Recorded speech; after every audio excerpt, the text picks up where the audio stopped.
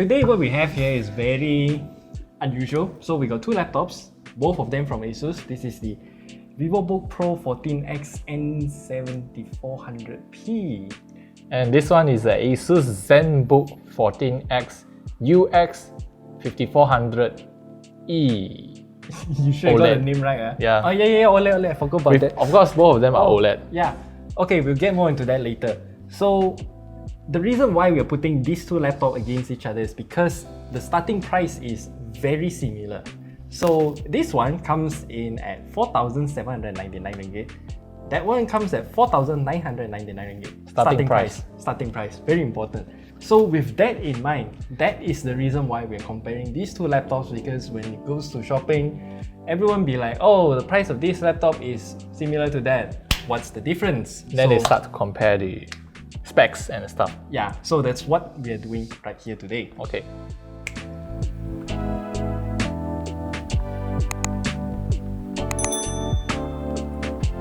So first question I want to ask. The starting price is 4,799 and 4,999. What's the highest end price? Like top of the line? This one, there's only one variant here in Malaysia. Okay. No other option, also only available in one color. So what you see here is exactly what you can only buy in the market. No other variants are available. Okay. As for the Zenbook 14X, actually got two SKUs. The starting price, the 4,999, actually is the Core i5 model, while the 5,999 is Core i7 model. So let's get into the actual difference between these two laptops. And then we'll start off with only the specs first, because this laptop comes with a Core i5 11300H. H series, mind you, 16 gigs of RAM, 512 gigs of SSD, and also NVIDIA RTX 3050 laptop GPU. Yeah, correct. 3050. That one, I'm not sure. No, let's just start with the CPU alone. Okay. CPU alone. Yours is 11300H, Core i5. 11300H. For the Zenbook is the 1135 G7 and 1165 G7. It's basically the U series, the U variant of the CPU. 4 cores, power chips. Yeah, 4 cores, 8 threads. Okay. Same, yours is also 4 cores, 8 threads, but the power limit is higher. Yeah, and also power limit higher means that you can boost a lot more consistently compared to that. Dedicated GPU is where the difference. Yes, this one comes with 3050, RTX 3050 laptop GPU. This one is the MX450. Yes, MX450. What's the VRAM of the MX450? 2 gigs.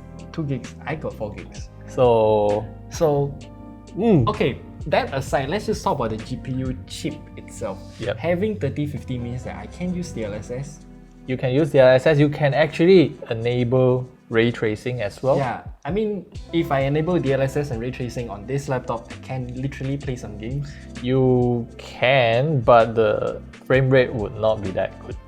I mean, if I play some lower frame rate game, and yet it looks real good in this OLED panel, I don't mind. Yeah, I would say that. On top of that, the 4 gigs of VRAM should provide a better experience when you use creative software. Definitely, Premiere Pro, After Effects, all of those will be so much better with 4 gigs of VRAM. This one, 2 gigs.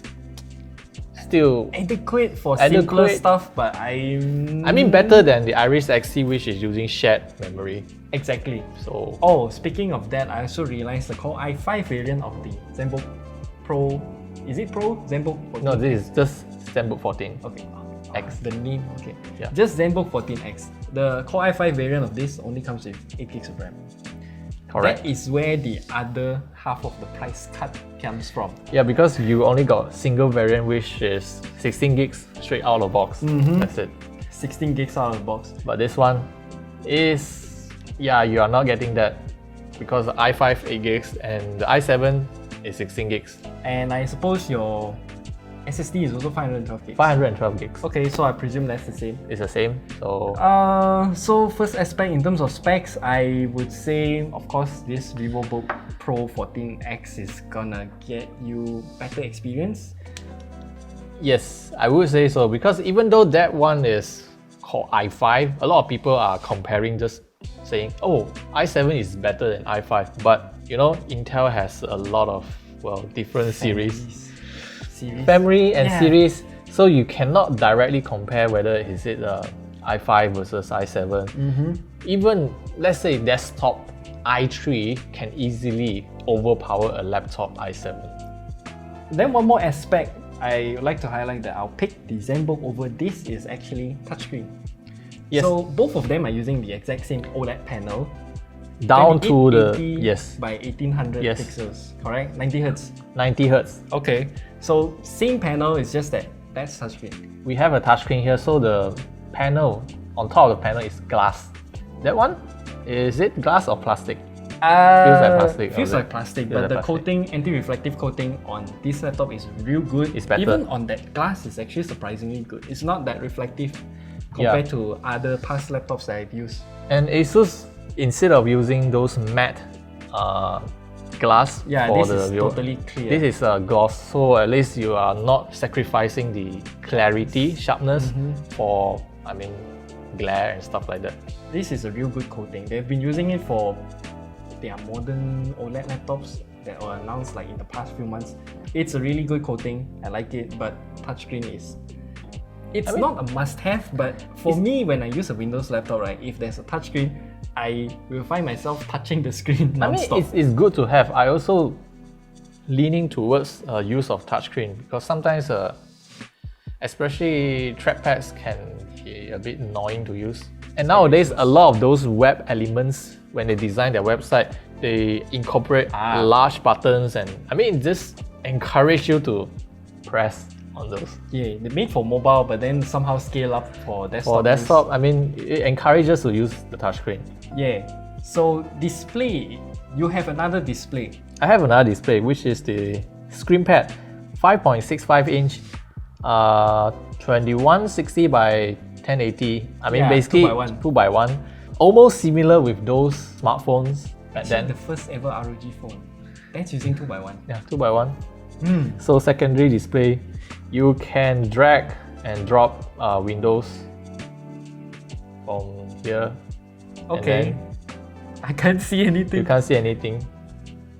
Okay, at least it works. But it works as a secondary display. As a secondary display, so you can actually like, I don't know. Well, the scaling is eye straining.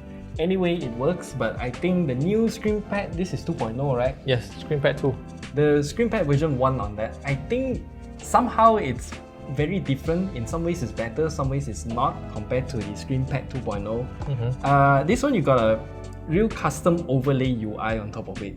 Yeah, it's basically an overlay as a background, which you can move all the windows and it's still lay on top of all the stuff you have here, all the buttons and pages. I guess. So you've been using this laptop for so long. Do you prefer this or just a standard trackpad? Personally, I think the added price, if I were to pay extra for this Screenpad, I won't do so. Because number one, it is, if I want to use it as a touchpad, you have an overlay on top of it, which I mean covers whatever you are trying to display on it. Then if you want to switch back, you have to... So you have to disable the trackpad. Then re-enable if you want to use it. Yeah, if you want to. Or you can actually use 3 fingers to touch it and it will temporarily let you use as a trackpad. And then after a while, it will switch back to the display. It is kind of annoying because as a secondary display, you want it to be always on and always display and stuff. And if you want to use it together as a navigation tool, it is not that easy. I think I can live with this. If I train my muscle memory good enough, then each time I want to use it as a trackpad, I'll triple tap. Oh my god, it's... Well, you have to be careful with your tapping timing, otherwise you will like misclick on launching certain and then apps. Now it's doing some random stuff. Yeah, because you click on the My ASUS, so we launch My ASUS. Otherwise, a workaround is use an external mouse. Then you don't have to switch it to trackpad or touchpad mode anymore. Or maybe if you don't want to use it, or if you find Windows scaling to be annoying, you can turn this off entirely. That is One option. One but option. then you'll be paying for a feature that you won't use. Then you might as well get this laptop, right? And speaking of this laptop, you also got this You have a virtual ASUS dial. ASUS dial. Yeah, they call it ASUS dial. We reviewed this ASUS dial, the physical dial version, on the Pro Art Studio Pro Art 16 OLED. Another one with a very long name. That ASUS dial is quite viable if you know what you're doing. But when it comes to the virtual ASUS dial, I don't really think it's a good option to have, since you can't really feel any tactility and you won't even know when your finger is going to be on the wheel, on the dial. Yeah. If they add something like those braille dots, Braille dots, yeah. that would be so useful in terms of tactile feedback. This one is like entirely smooth. And then if I roll it, right, you can see my finger is always out of the wheels, and then I don't know what's going on the screen. True about that. So training your muscle memory to use the virtual dial is gonna be really difficult. But it's there if you wanna use it. If you wanna learn more, check out another video at the description or top right corner there. Keyboard, I think it's about the same. Keyboard, I realized that we did try this keyboard for a while just now.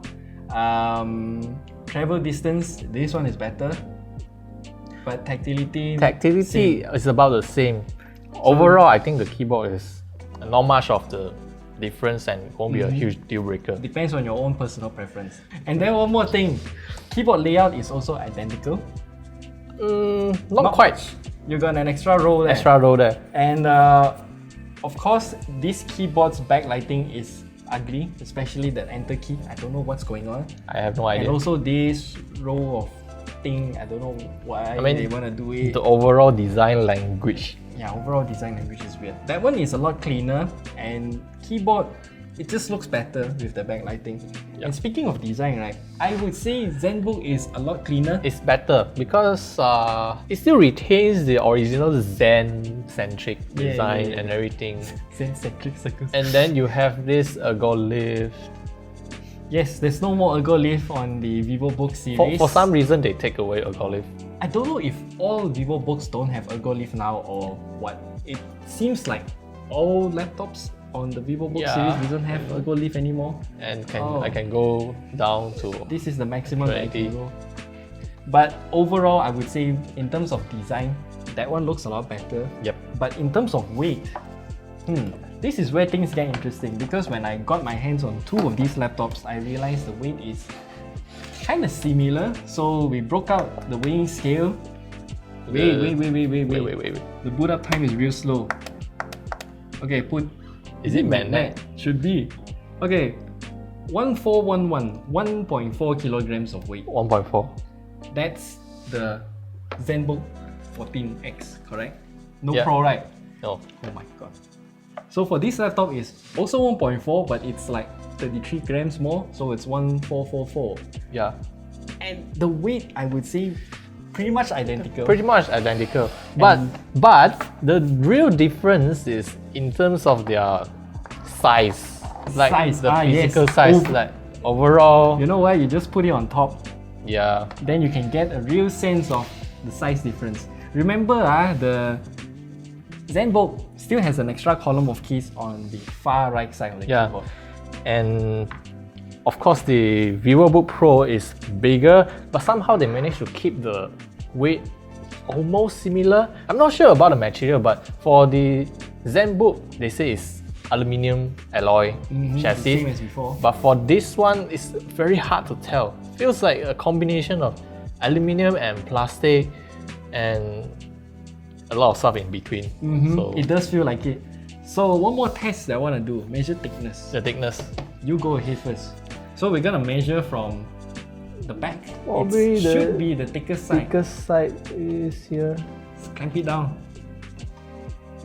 Oh, I've been 18.2 range, something like that. 18.2. Okay, so we I'll just just, take 18.2. I just use 18.2 and see how's yours. To measure the thickness of this one is a bit difficult. A bit difficult because they have this long rubber feet. I'm neglecting the rubber feet since you can literally peel it off if you want to. So this one is at about 18.3. Slightly thicker.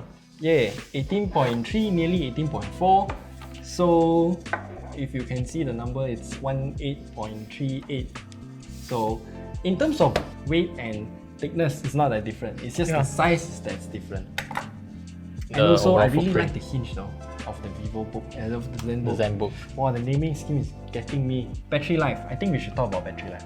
Okay, the Zenbook 14X has a 63 watt-hour battery. Same. And because we have Screenpad, that's why we got two different battery life measurement. If you disable the Screenpad, you will get about 9 hours maximum. I would say maximum 9 hours battery life. Enable it, it will go down to about 6 hours. Okay, one question. Are you using it in full 90 Hz full resolution? Yes. Still get 9 hours. If I go through this, yeah, the battery of the laptop display is settings. This one is dying.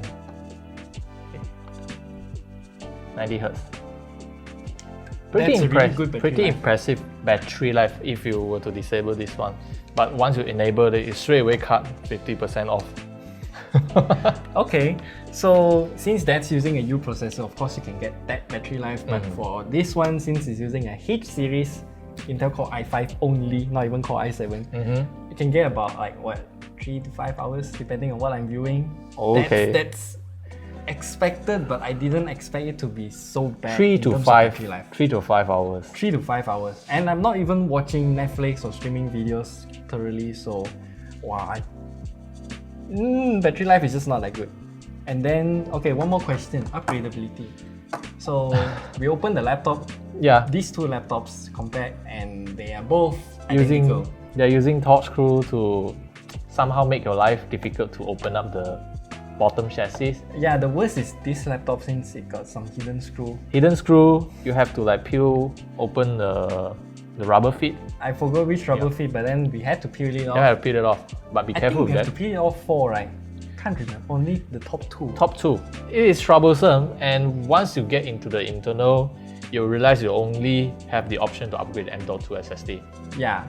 RAM soldered, not even secondary M.2 SSD slot. Yeah, that's disappointing because last time ASUS used to have secondary empty M.2 slots. You can slot in whatever you want. Now they seem to just yeet everything and solder a lot of things to the motherboard. So that's the direction they're going for. And finally, last question, which one should you buy?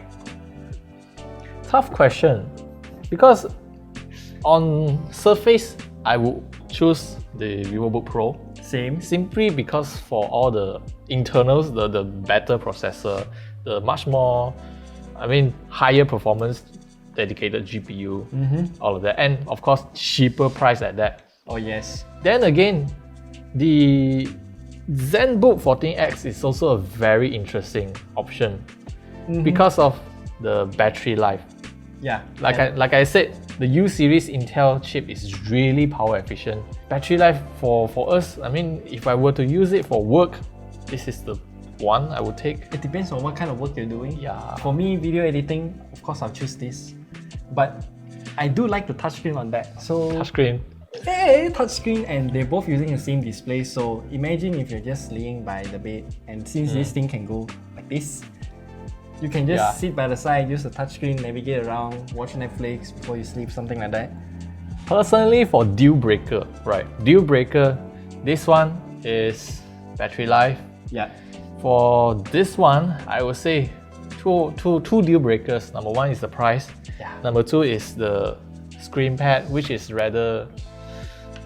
I think it's tied into the price. Yeah, it's tied into the price. So I won't say it's 100% useless, but for my use case, it's not helping much by paying that extra. Imagine if ASUS introduced another variant, the Zenbook 14X without the Screenpad, let's say for 500 ringgit cheaper. Wow, that's good. 4,000 bucks for a laptop like this. Then I will go for this one. Yeah. But I doubt they will do so.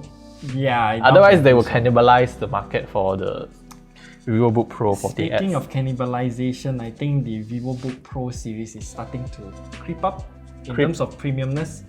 Yeah. I'm not sure if they're going to eat over the tough gaming, but in terms of specs on paper, they are. But as what we've shown in some other previous Vivobook reviews, the fan noise on these Vivobooks are extremely whiny. Yeah. So yeah, there are still differences, but they are a lot more nuanced now. So more or less, it still comes to what you are planning to do with your laptop and what kind of feature you are looking for. If you want touchscreen, then the Zenbook 14X. If you want a dedicated, more powerful GPU, then the Vivobook Pro, you can go for it. So, and I would say you can still play some games on the side, so this is a compelling option. That is also compelling. Option. It's so difficult to choose. It's difficult to choose. But I hope this video somehow explains the difference between these two laptops. I'm sure a lot of people will be asking this question because of their very similar price point. And if you still got more questions about these two laptops, you can always leave it down in the comment section below.